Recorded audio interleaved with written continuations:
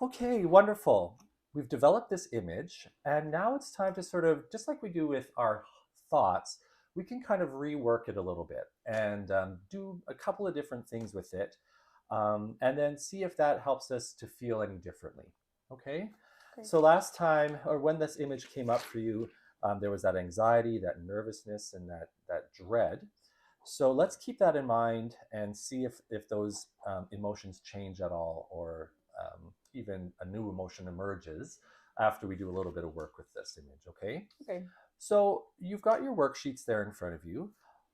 Just at first glance, anything there that kind of jumps off the page for you for what we could do with this image? Yeah, while I was looking at it, I think the adding positivity one Okay, seems good to me, or seems like that might be yeah, helpful. sure, okay. I don't know Yeah, what that you often think. is a good one. Yeah. What about that jumped off the page, or what part of the image do you think you could highlight in that? Well, I think when you were talking, the thought of the sauce Hmm. lightened my dread a little bit. Oh, Um, so maybe just focusing on that, or just making that more pleasant, or okay. more central to the image might be Yeah. helpful. Okay. All right. Well, that's interesting that it lightened your dread. Um, Maybe even just picking up on that. Do you have an idea about what about that part of the image lightened your dread, do you think? I think just making sauce and that smell is just something that's Hmm. so comforting and Hmm. so familiar to me. Ah, okay. It's something I kind of grew up smelling. Like I would wake up and Ah, smell this sauce. My mom had been up for hours making it already, and it's just a really comforting thought and smell. right. Okay.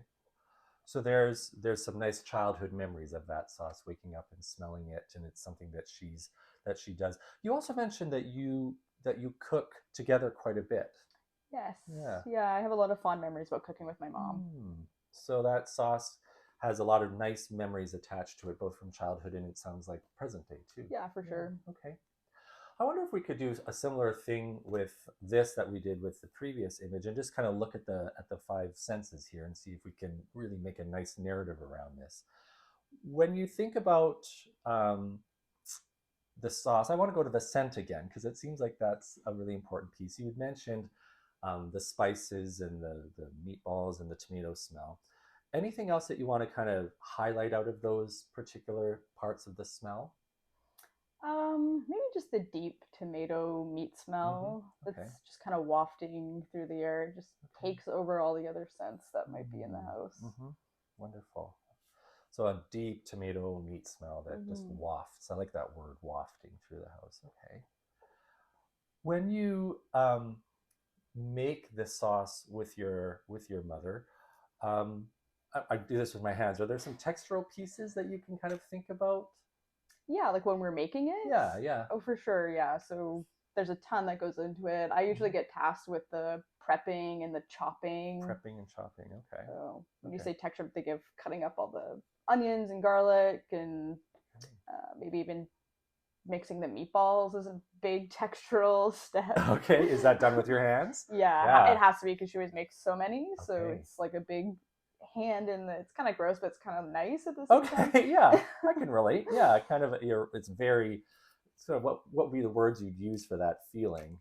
I don't know. I want Yeah. to say mushy, but this is really gross. Mushy. It kind Yeah. of is. It is mushy. Yeah. But it doesn't sound like mushy gross, like, well, a little gross, you said, but mushy nice. Mushy. What about it do you think makes it nice? I think it's just really satisfying to like squish Satisfying. it in your Yeah. hands Yeah. and see it all come together. For sure. Okay. So we have the texture of the vegetables, the garlic and the onions, the very unique, mushy but satisfying texture of the Hmm. ground meats that you're mixing together with your hands. Does that come with this prep? Does that come with some sounds? Yeah, there's definitely the chopping has a Mm-hmm. very distinct sound, very rhythmic, almost like meditating kind of. Yeah. There's so many vegetables you have to chop, so you just kind of get into the Get zone into a with it. zone. Yeah. So Okay. the chopping's pretty brings back good memories. Yeah. Okay. Wonderful. And it's so interesting that word. You've used the word comfort, wafting, these kind of gentle words, and then the idea of meditating kind of comes in there too with the making of this sauce. Mm-hmm. Um, do you ever taste I mean, probably not the ground meat, but any like any flavors that you like sample a bit of the sauce or a little piece of, I don't know, celery or something like that. Yeah, for sure. Just yeah. constantly tasting, especially when Okay. it's in the Ah, pot and like actually simmering. I'll taste throughout and kind of see yeah. how it's developing. Or Okay. Wonderful. And what do you taste? so at first, it's like when you first taste it, it's almost like this acrid sort of tomato Hmm. taste, and you leave it for an hour and you come back, it's getting more of the sauce taste, less bitter, less acidic. So Oh, you kind of just you can taste it at different stages, just becoming a sauce and okay. becoming more pleasant the more you go back to taste it. Okay, wonderful. So it really develops over time. I'm gonna take some of these notes and bring it home for when I make sauce because I probably make it too fast and it doesn't taste good. Okay, so you're tasting that over time and it Mm. develops and these flavors grow. Okay. Um, so we've talked about the feel. We've talked about the smells. What kind of things do you see?